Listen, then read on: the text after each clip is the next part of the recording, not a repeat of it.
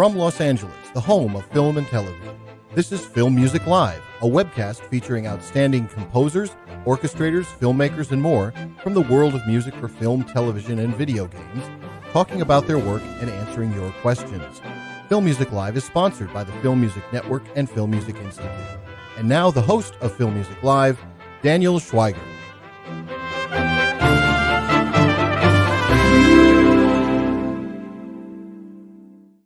Hello, I'm Daniel Schweiger, and I'm the host of Film Music Live, the show where we get to ask the questions to today's top composers.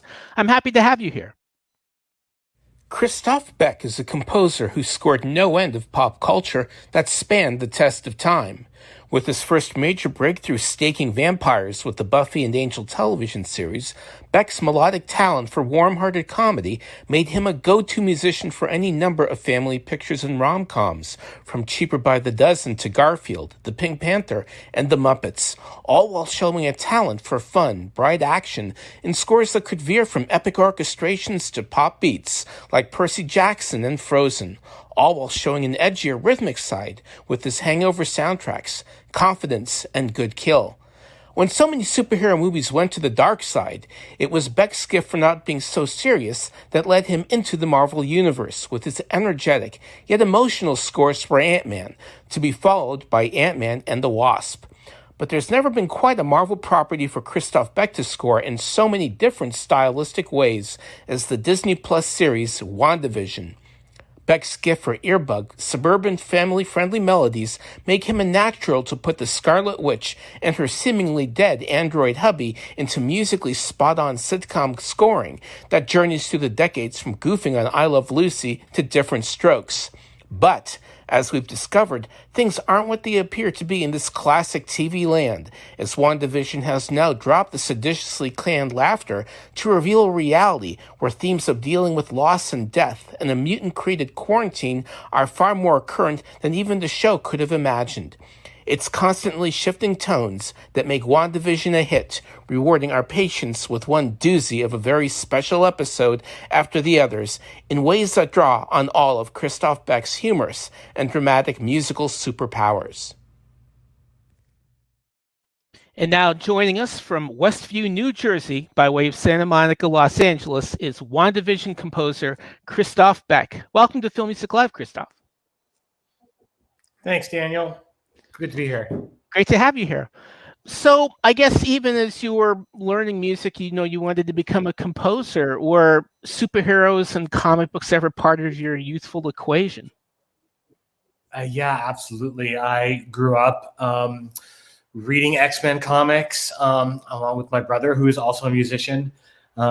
It's definitely a huge part of my growing up, including those early Superman movies with Christopher Reeve as well. A real formative part of my childhood. So were you a bigger DC or Marvel fan?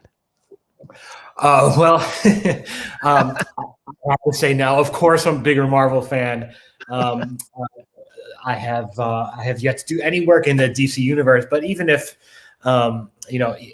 even without my my obvious biases and preferences based on who I know and who I work with, I think Marvel has done something amazing with their cinematic universe and unprecedented with just this incredible streak of huge hits and huge interconnected universe through, I think we're in the 20s now in terms of the number of movies they've made.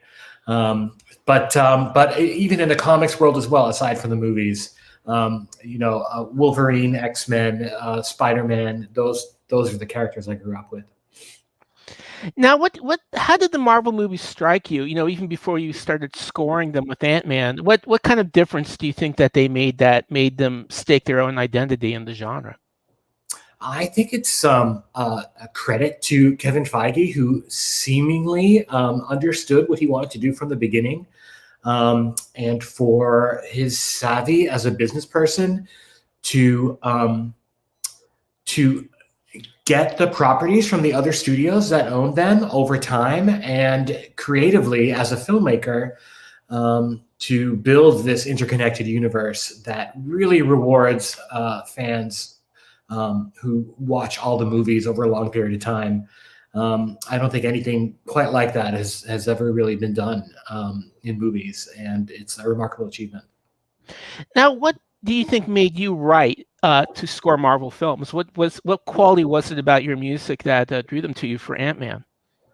Well, I think it's because, like many of the best Marvel films, they are not just superhero movies. They're movies that happen to feature superheroes, but in a particular tribute to a particular genre sometimes. A good example of that is Captain America, the Winter Soldier, which is almost like a spy, international political intrigue type of thriller.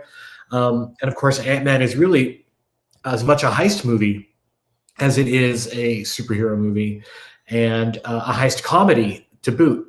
And I think when it came time to pick a composer for the Ant-Man movies, it certainly helped that Peyton Reed, the director, and I had worked together before and had a great experience on Bring It On, cheerleading comedy from, I believe, the year 2000 or thereabouts. But it also helped that I had a lot of experience doing comedy and a facility with comedy scoring that I think was appealing to them for this particular Marvel film, because it was so different from most of the other Marvel films in its comedic bent. And I really loved, Ant-Man and the Wasp, which things got maybe slightly a bit more serious, because the one general theme in both of these films is the idea of family and the dad who screwed up, learning to be a father again and a better superhero, but again, in a bright aspect. I mean, what do you think it was essentially about sizing up for that sequel that expanded your range as a Marvel composer? Well, I think you're right. I think there's a little bit less straight up comedy in that film, and it's less of a heist film and a little bit more of a fantastical kind of world building film, with so much of it taking place in the quantum realm. I feel like the music did get a little bit more serious. There was also the introduction of a new character, and that brings up the challenge that you get as a composer, or really as a filmmaker in general, making a sequel, which is how do you balance the new elements with the old? If you have too much that's new and unfamiliar, then you risk turning off audiences who want to get a little bit more of what they loved about the first film. But then again, if you go too far in that direction, then it starts to feel repetitive. And I think the same holds true for the music. My answer to that was to write a new theme for the Wasp. One of the things that makes the main theme from the first Ant-Man movie distinctive, in my opinion, is that it's in an odd meter. Most music, you can count the bars to 4 beats per bar. That's vast majority of pop music is in 4 beats to the bar. The Ant-Man theme is in 7 beats to the bar, and that's what makes it feel a little bit unique. It's almost like there's a beat missing in every bar that gives it its slightly unpredictable feel. So what did I do for the Wasp? I went to 5 beats for the bar. It's still an odd meter, so you get that feeling of connection to the first Ant-Man theme. But instead of 7, it's 5, so it feels different. Instead of a beat missing every bar, it's almost like there's a beat added every bar, so it gives it a slightly different feel. But because it's still an odd meter, it gives that familiarity. So I think that's a great example of the mix of the new and the old in terms of how I approach that theme. So, you've obviously made a great impression, with these 2 films. Now, how does WANDAVISION come your way? I think, again, it is that because of the Ant-Man films, I have proven to Marvel that I understand comedy. I also know that Dave Jordan, who is the head of music at Marvel, and I've worked with him on many different films besides Marvel throughout the years. He knows that one of my strengths as a composer is my versatility. I I'm pretty comfortable in a lot of different genres, and I'm a quick study in genres that I'm not familiar with. So with all that in mind, and maybe it also didn't hurt that they had already hired Bobby and Kristen Lopez to write the theme songs for WandaVision. And for maybe some of your audience who's watching right now, they know that this is the songwriting team responsible for the songs from Frozen and Frozen 2. I have a history of working with them as well. I think all those factors conspired to put me at the top of their list when they reached out to me. Now, I mean, how was it like working with the Frozen Songwriters on this? Was there any kind of crossover between what you were going to do and their theme songs? Definitely, although it's really more of a one-way relationship in that by the time I'm brought on to either Frozen or WandaVision, they've done most of their work, if not all of it. And it's less of it's less true that anything that I do influences them, that what they have done influences me. So I knew from the beginning that we were interested in incorporating their tunes in the score. And in fact, there's a kind of central motif that they built many of their songs around. And you can actually hear that at the very end of the end credits, which is my piece, which is basically Wanda's theme. And you hear that at the end of every episode. Right at the end of that piece, you hear those 4 notes. That is a kind of characteristic set of intervals, which is what many of their songs are based on. And that was a specific request from Marvel to incorporate that motif, that 4-note motif, at specific strategic spots during the series. And it does come back actually in some episodes that have not yet aired. It comes back in some key moments, especially when it comes to Wanda's love of these sitcoms from her youth that she grew up watching. Now, on that note, I have to ask, were you a sitcom fan growing up? Yeah, I grew up in the age of reruns and syndication. So for me, it was a kind of daily routine of get home from school. And, back then you turned on the TV and there was a handful of channels and you watched what you were served. You didn't really have the amazing amount of choice that you do now with streaming. So for me, it was Three's Company, actually. I think I have seen every episode of that show because it was on at 4:00 every afternoon.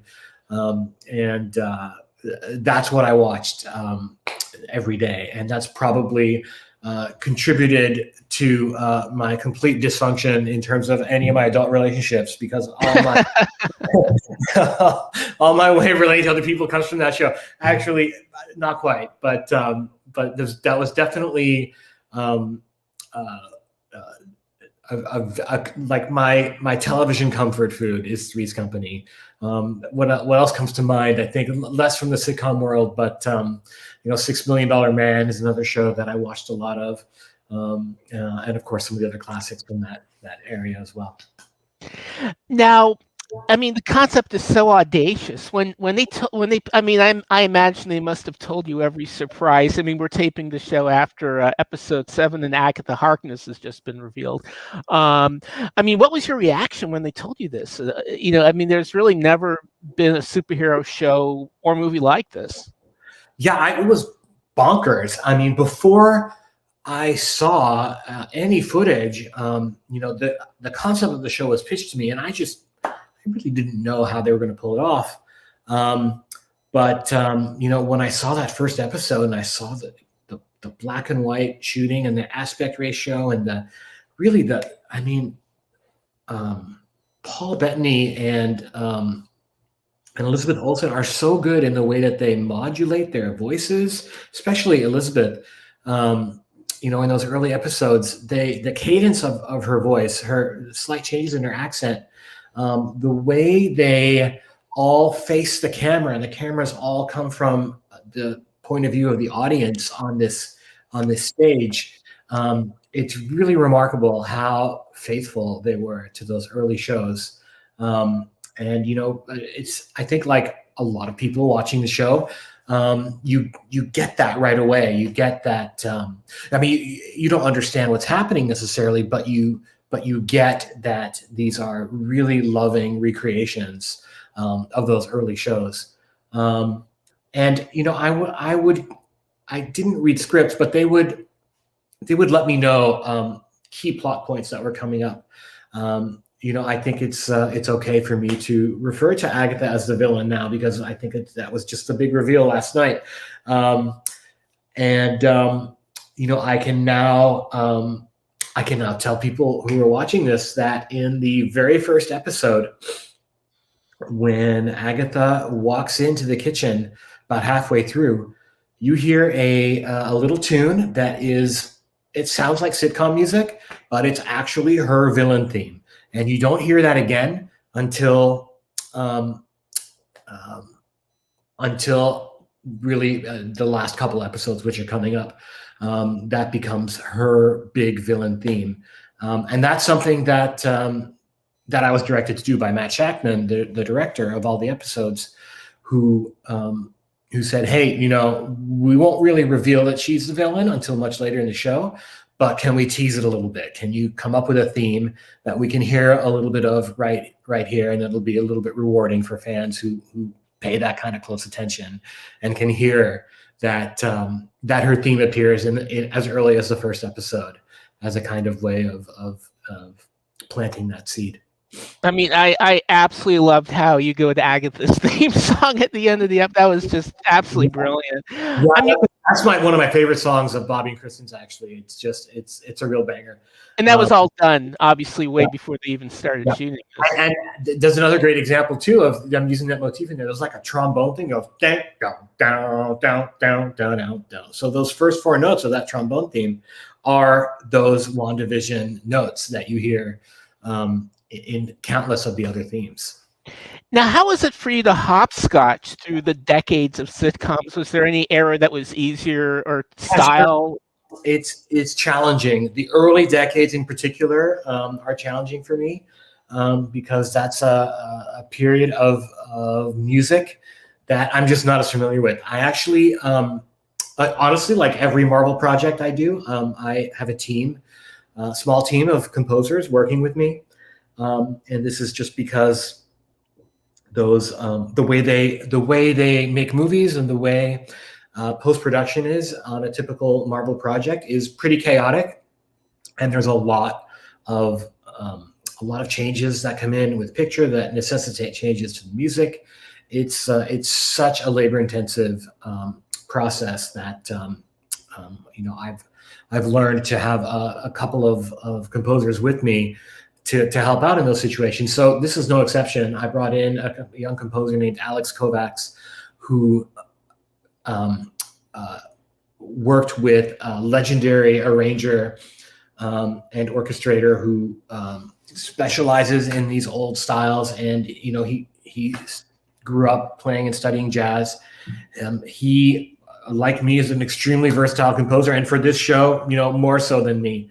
And so I leaned on him in those early sitcom episodes for sure, and actually throughout the series for some of the sitcom cues.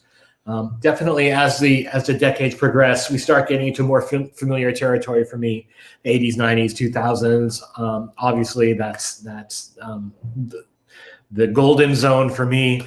So I was able to contribute here and there to some of that work, but I really did rely on him as well. And while I'm at it, I should shout out to Michael Paraskevas, who also helped out with a lot of the more modern MCU style music as well.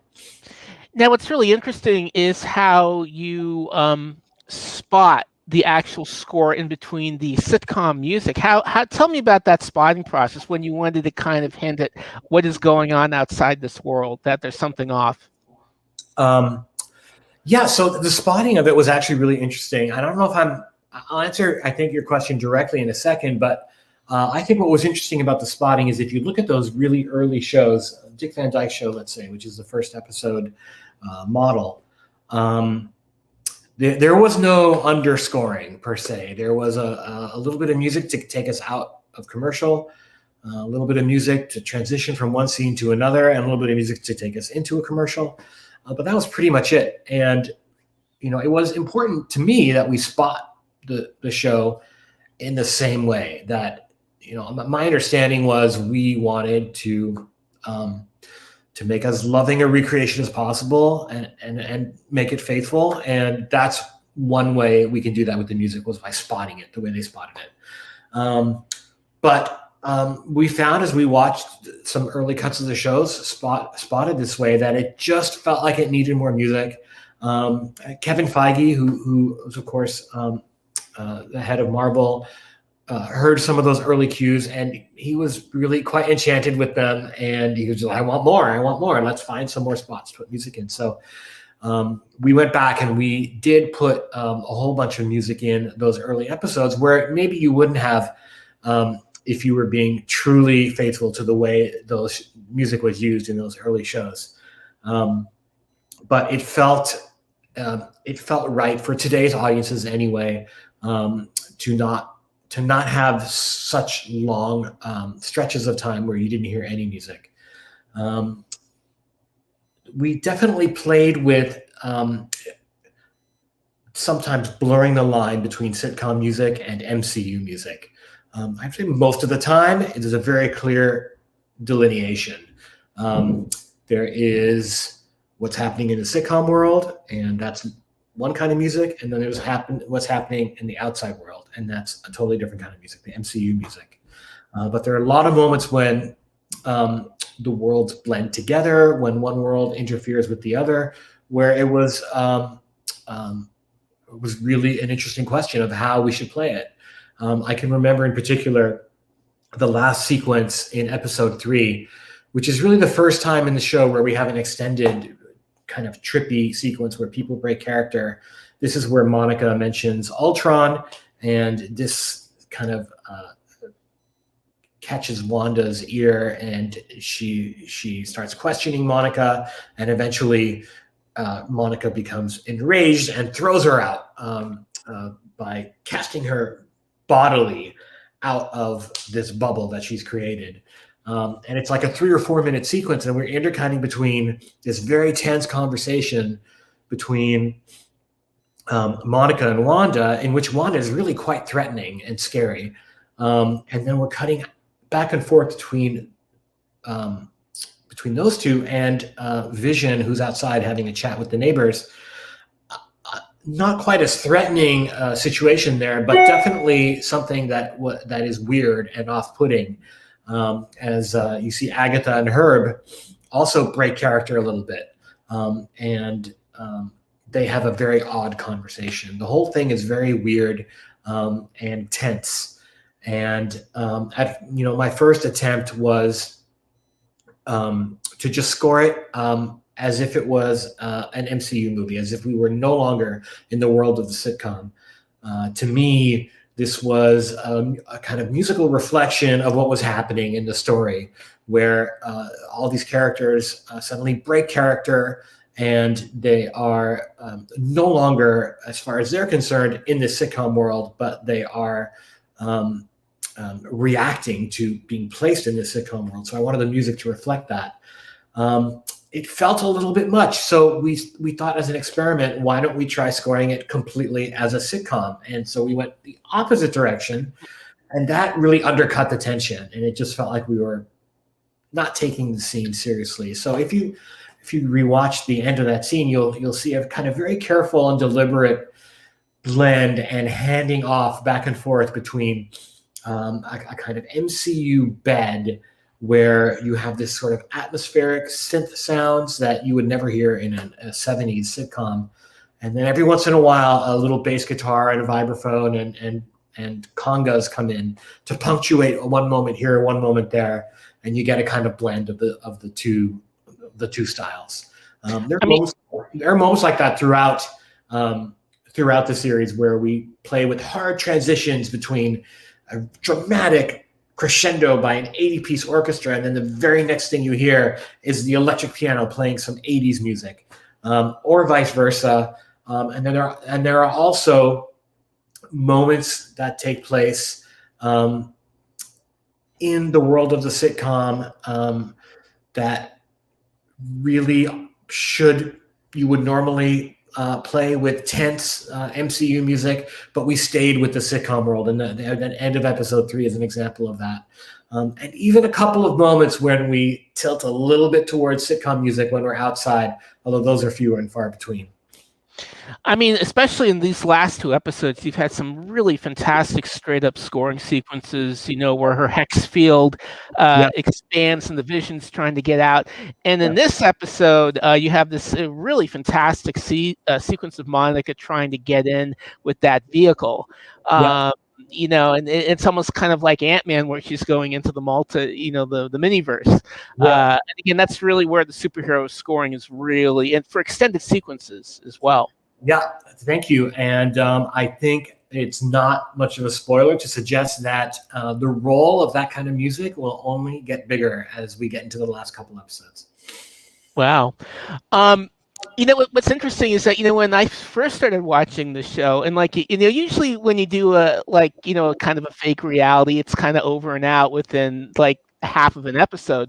But as WandaVision kept going on, even the second to the third, people are like, what am I watching? I don't know if I like this. And then suddenly when you have that fantastic sequence of everyone coming back, we're okay, now we're in the real world. And suddenly, people's opinions just completely 180. I have to admit, including me, it's like, this is okay, but I'm like, wow. So it's really, I think a lot of people pointed out that it's a show where you have to have patience, but the rewards that we're getting now are really pretty amazing. I mean, what do you think, though, again, about that kind of very deliberate pacing of the revelations of the show? I think it's very brave of Marvel, and I think it's an indication that they trust their audience, and I think that's really rare in Hollywood these days, that the artists who make movies have the kind of confidence in their audience that they can, knowing that it takes 4 episodes for it to really kick in, right? To only release the first 2 in that first week. So many people, after seeing the 3rd episode, said, I wish they had released the 3rd episode with the first 2. And then more who saw the 4th episode said the same thing. But, I think that's the genius of Marvel, is that they know their fan base is dedicated. They know they can count on the goodwill from that fan base to stick it out for a few weeks until they can really unravel the mystery of this particular story in a very deliberate way that they know will be rewarding for the fans down the road. And I think, kudos to them for having the kind of confidence in their audience and in their material, in their storytelling, to be able to pull that off. Now, on that note, you have plenty of fans, and especially now more than ever, is WandaVision is literally the most popular television show in the entire world, which is saying something. And our first question is from Buffy Fan 84, and they would love to know: will we ever get to hear your amazing work for Angel? That's a great question. Was there not a multi-disc box set of Angel released a few years ago that had one of mine? I want to say to Buffy Fan 84, Google that and see if you can find that box set. And I am 90% sure that it exists, and I'm 90% sure that if it does exist, that there'll be a couple of pieces from me on there. I didn't do that much. I did about half the first episode, and then little bits and cues here and there in a few other episodes, but mostly that was Robert Krall who took over that show for me. Now, Eric, who's on our YouTube, we're broadcasting in 2 different places. He'd like to know any advice on how to understand storytelling better in order to effectively communicate that with music. Oh, wow. That's the $1 million question there, isn't it? I think the best way to learn how to tell stories through music is to just do it. Obviously, when you watch movies, when you watch TV shows, to when you can remember. I mean, if the ironic thing is that if the movie or TV show is any good, you will be wrapped up in the story and you won't think to pay attention to how music is being used. In that case, you can always go back and watch again. Or if, as is so often the case, what you're watching is not 100% enthralling, you might notice how music is being used. Obviously, that's a huge part of it, is to pay attention to how music is used and to just let that, to soak that in as part of your lifelong musical experience, and let that inform how you might make some storytelling and musical decisions as you embark on that journey. But really, it's such a abstract art that it's very personal how each composer approaches it. It's also a very collaborative art. So despite the fact that it's so personal, it's actually as an artist doing that kind of musical storytelling, at least in the film industry and TV industry, you're really there to tell someone else's story. And it's not just telling someone else's story, but telling someone else's story in a way musically that caters to their taste and caters to what their vision is. So if you are a budding composer or a beginning composer, I suggest getting as much experience as you can. There are videos you can search for on YouTube and other places of well-known films that have dramatic scenes that were not scored for whatever reason, and there's an opportunity to put music in. I remember for me, when I first came to LA and I was about to go to USC to study film scoring, I'd never done it. I was watching Die Hard, the original Die Hard with Bruce Willis with some friends. And I noticed there was a scene, and it's a scene where I don't know if any of you guys remember this movie, you have to be pretty old, where he is walking across a room barefoot and it's covered in broken glass, and it's an excruciating scene. And they chose not to score it, which is actually a great choice because you can really feel the pain and the suffering and the intensity of what's going on just with the sound effects and with the acting. But I noticed there was no music, and I thought, oh, wow, what if I rewound the VHS tape, turned on my my ancient Korg M1 synthesizer, and I pulled up a synth string patch, and I just sort of let the scene run, and I put my hand down on the right side of the keyboard and played a bunch of notes close together, make what we call a cluster. And it was like instant horror movie chord, and it transformed the scene in such a radical way. I'm not even saying it made the scene better. I think the choice they made to not have music is brilliant. But it was so transformative that it made me feel like a superhero. And it was intoxicating. And that's a moment I'll never forget. And it's a moment that really set me on the path toward doing what I do. Because every day I get an opportunity to sometimes, if I'm lucky, feel that intoxication. So there's that kind of experience. I also recommend doing student films if there's a college or a university or some kind of school in your neighborhood. It doesn't have to be in your neighborhood, actually. Everything's online now. And there are so many students making short films that need music that give you not only the experience of setting music to picture, but also to do it for in collaboration with a film director, a different artist.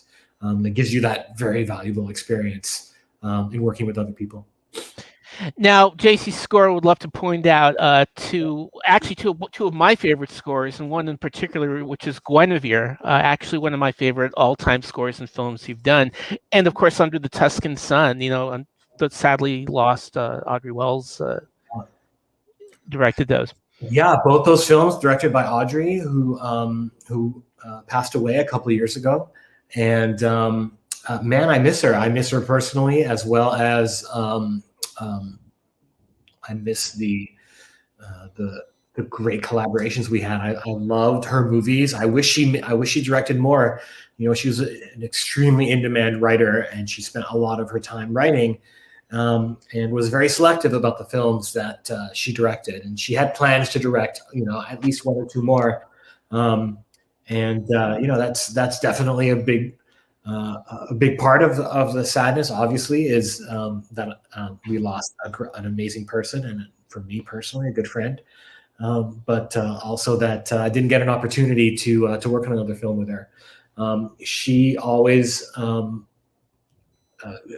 whatever combination of the material, the way she directed it, or the creative environment that she fostered, her thoughtfulness, her open-mindedness, always brought the best out of me.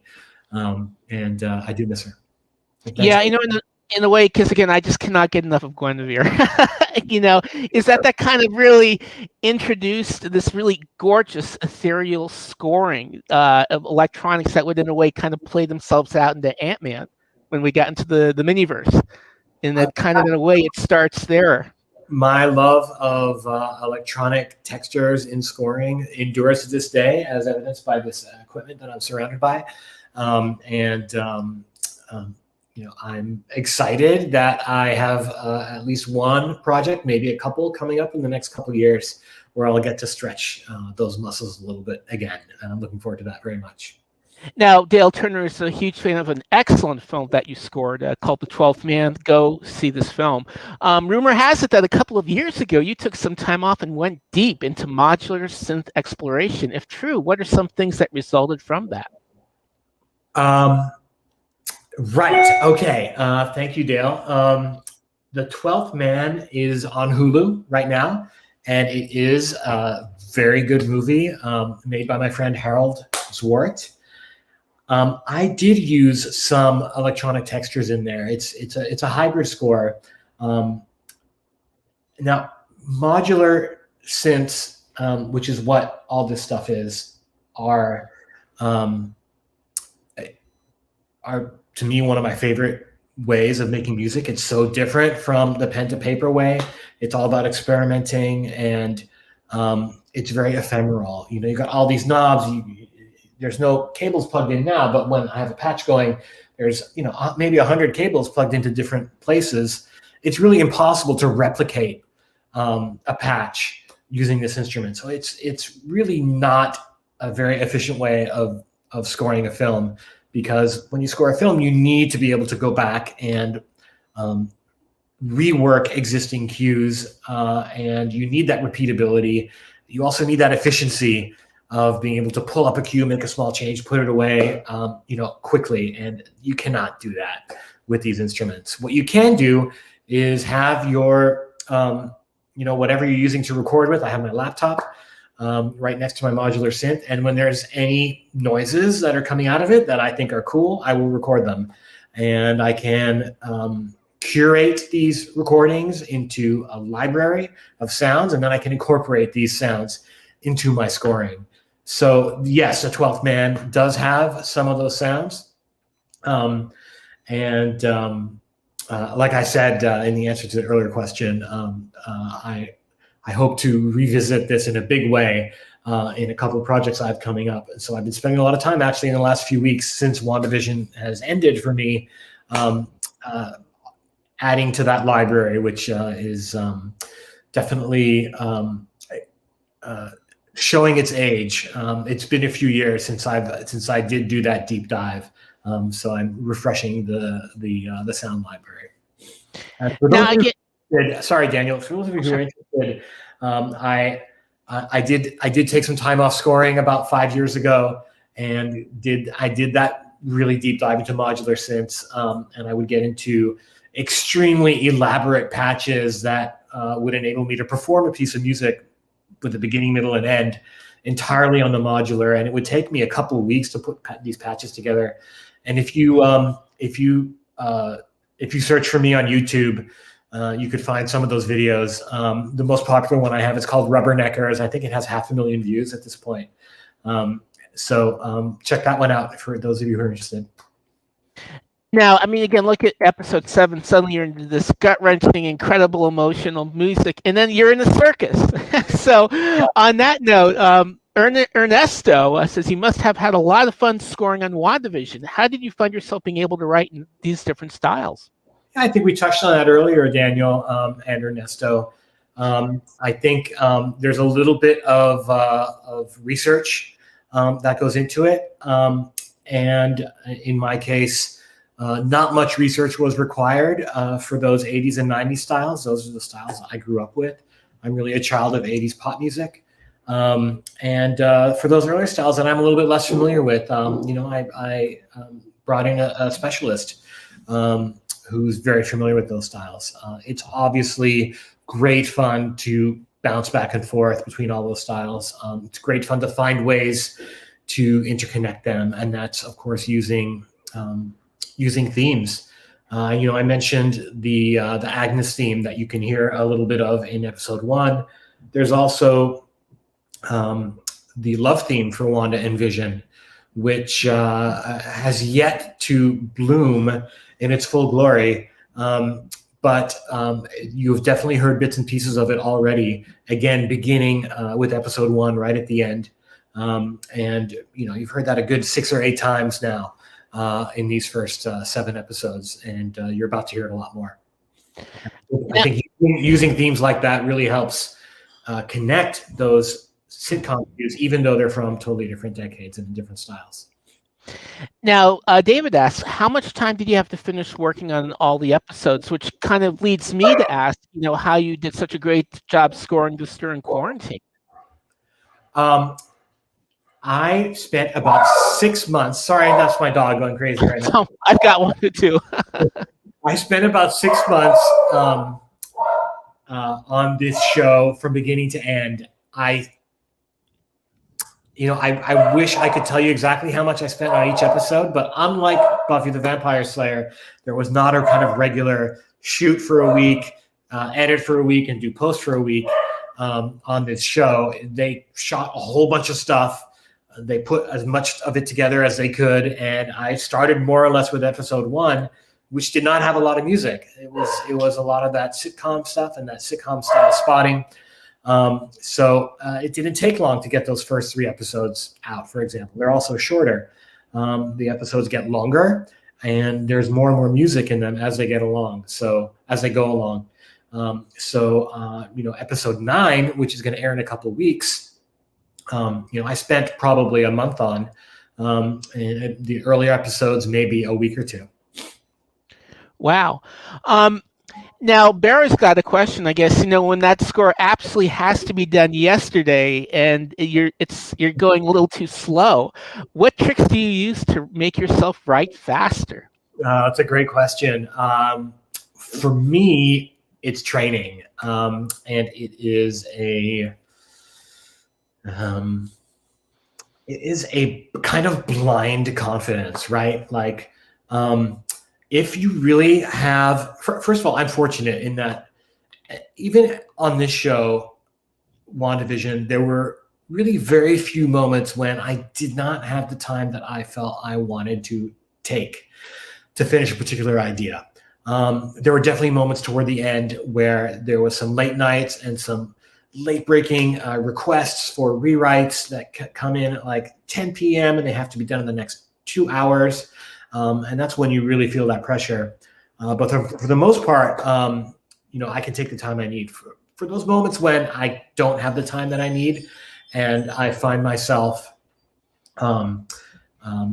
as you put it, having to how do you make yourself write faster? I think it's training, and training can be formal training.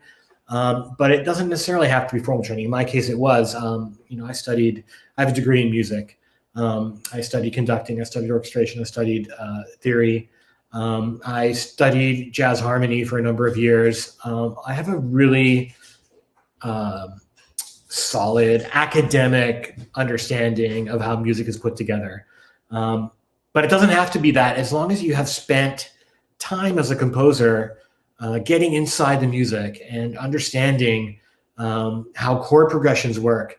It doesn't matter whether you study classical chord progressions or chord progressions from 70s prog rock or whatever floats your boat.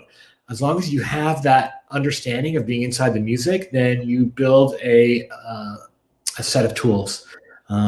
You don't have to play with trial and error to figure out what chord should come next after this chord, or what note in the melody is going to work with that chord.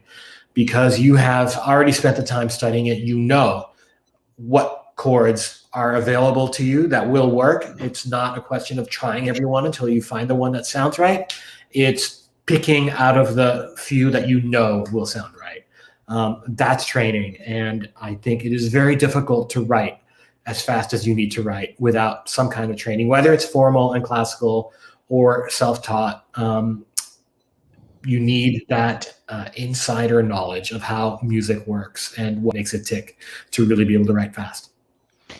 Now, Don and Joan Lackluster's is, again, back to Guinevere, again, a favorite for a lot of people. But how do you know? I mean, I think, what a standout of that score is how beautiful the theme is. And how do you know when you've hit on a totally hypnotic theme? You don't always. For me, there is well, first of all, it's easier when I have time, because there's a feeling I get sometimes with a theme that it's, to me anyway, something special, and it feels done. It's not like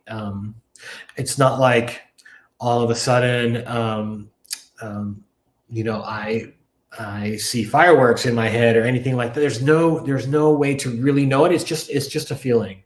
When there's time, there's also the longevity of it. And what I mean by that is, if I'm working on a theme and then I go to bed and I wake up the next day and I can't remember it, then that's not a good sign.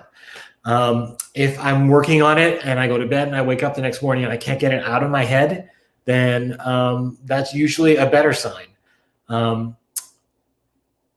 Also, sometimes if a good theme comes too quickly, that is a bit of a red flag. In that situation, I start to wonder whether I really wrote it or whether I'm just regurgitating something, perhaps unconsciously even, that I've heard. I feel like if it comes, I have an instinct for when it comes too easy, and when it does, I really try to figure out. And sometimes I just play it for a bunch of people and ask them, hey, does this sound familiar? Well, what am I missing? This came too easily to me. And more often than not, I'll get my answer. So it's really just a feeling. And I think that's one of the skills we develop with experience as an artist. It's how do we know when something is done? And it's especially important in a job like film composing, where you do have to write fast and you do have deadlines. I think there was, I can't remember who said it, but one of my colleagues said, you don't really ever finish a piece, you just stop. And I think that's really true. There's always something more you can do, but knowing when enough's enough, and knowing when it's not just good enough, but even great if you feel that way, is something that only comes with experience and, strong instincts. Now, one thing I love about WandaVision is just the level of surprises. And I was like on an exercise bike watching the episode when suddenly Quicksilver is at the door and I almost screamed. Were you yourself surprised by any of this, just as a viewer, as a composer watching these scenes show up? Yeah, so I'm a little ashamed to admit that it had to be explained to me why this was a big moment at the end of episode 5 or 6, was it? I've lost track, but I know the moment you're talking about, and I know that one of the reasons that it was special and surprising is because the actor playing Quicksilver was from the wrong cinematic universe. I'm putting wrong in quotes here. I think it's Evan Peters, who comes from the Fox X-Men universe, which is distinct from the Marvel Avengers universe. Both universes feature a character named Quicksilver who has super speed. They're played by different actors, and it was the from the Fox universe that showed up. I'm not familiar enough with those Fox X-Men movies to have recognized that moment. And it was Matt Shackman who pointed it out to me when I first watched that show with him, why that was a special moment. there are definitely there, but I have to say though, it's when I was working on Buffy, everything was done in order, and I watched the shows in order, and I got to enjoy the stories more as a fan, or as much as a fan as someone who was working on the show. I didn't get that opportunity as much in WandaVision. There was a little bit more that was out of order. There was a lot that was incomplete. It was such an intense process that I was, just totally focused on my job, and I didn't really get a chance to take a step back and really enjoy it as a fan. Happily, I'm getting to do that now as the shows air, as I lurk around in online communities discussing the show on social media. I get a great kick out of seeing people appreciate what they've been able to figure out and speculate on what they haven't been able to figure out. And I'm watching the shows with them as well as they air with my daughter and my girlfriend, and really enjoying the unspooling of the story, through their eyes. So I get to be a fan now. But while I was working on it, it was harder to take a step back and appreciate it in that way. Again, you've done such a marvelous job of scoring this, during the pandemic, and shooting this during the pandemic. And actually, that kind of takes me to a completely off topic. I think, one of a really excellent score you've written is a documentary about schools called Waiting for Superman. Really, really good score and a powerful film. And now the school thing is a big issue now in, LA where we both are, about, going back to school and the effects of the pandemic. And just as someone who's done a documentary about schools, what do you think about the situation, and where it can go, or how it can, help kids? Well, I'm certainly, scoring a documentary about schools certainly does not qualify one to have any kind of expert opinion on this. But I will say I have a 16-year-old daughter, and I see firsthand how spending such a large amount of time away from the classroom affects her ability to learn, and her ability to grow as a person as well. The opportunities for the kind of socialization that we all grew up with are just not there anymore. It does occur to me that it seems like there's a reasonable debate to be had on whether opening the schools would really perpetuate the pandemic as much as people worry about. I will just defer to our experts on this, and I hope that they if they have to err on one side or the other, I hope they think about how the at-home schooling situation is affecting the way all these kids are growing up, and really weigh that against the possible damage of spreading the virus through schools, and really whether there's a great danger in that or not. It seems like the jury's out on that. Yeah. I mean, what's interesting is that there's so many projects that were done before this ever happened that end up being about this, that were never intended to be about this. And again, when you look at WandaVision, it really suddenly becomes about this, because essentially you've got she's quarantined everybody in this town, and then the real themes about death and getting on with your life are becoming a really big thing about the show and what makes the show so unique. I mean, were you expecting WandaVision to have as much relevance as it does, way beyond this? I don't think any of us did, and it didn't even occur to me really until people started talking about it, as you just did, when the show started airing. To me, again, this sort of goes back to the question you asked about, what my reactions were to the surprises in the story.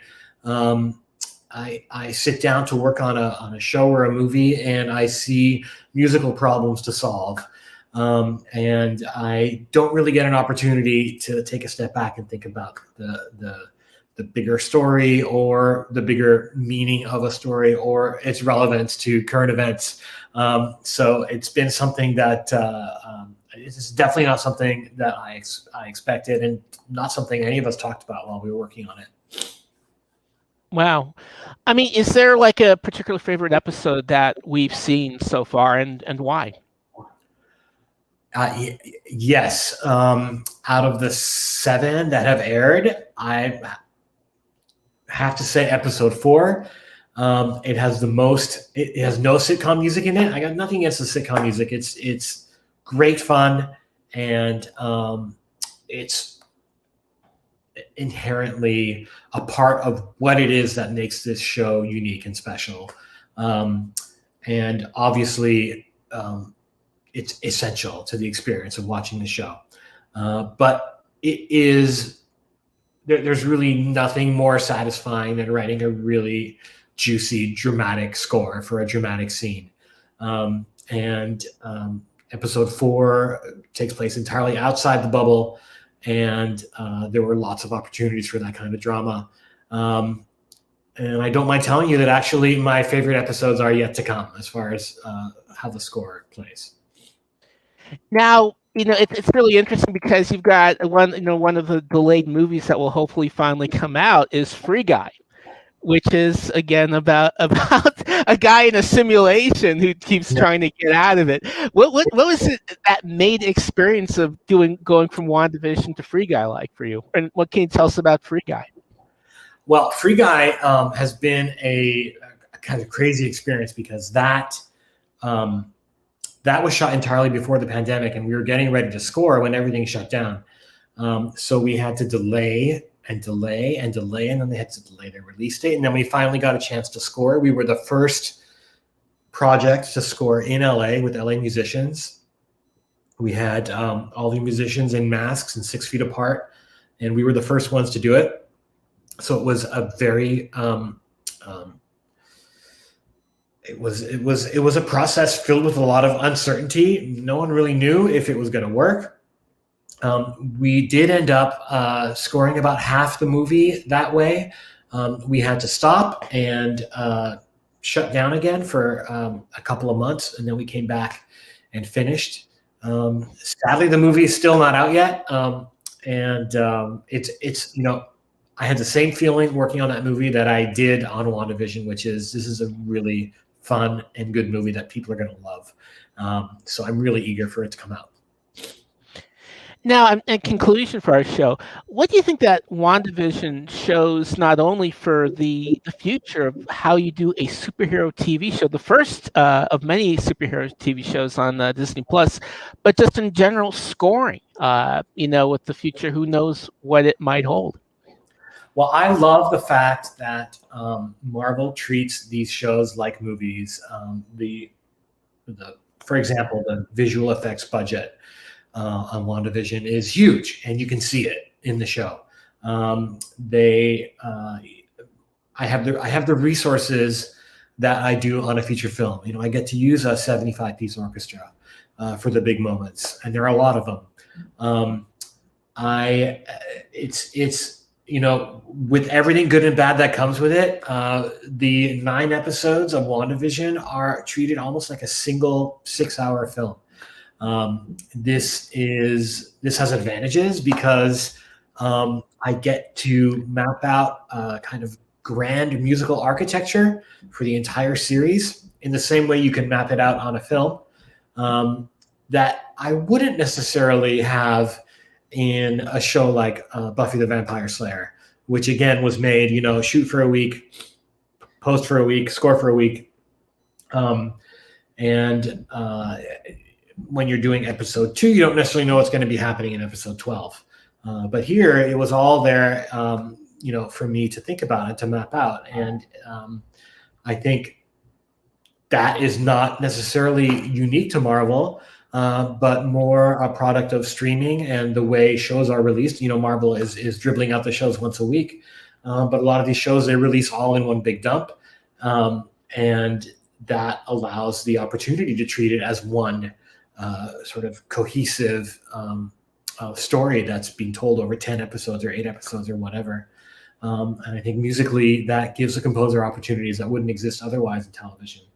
It also, I think, carries on and brings forward the recent trend in television scoring of using live orchestras when it's appropriate, and spending a little bit more money and a little more care on the music for these streaming shows. I think the quality of the television is so high, and also the music across the board is just excellent in television in a way that it wasn't before, when I was doing TV.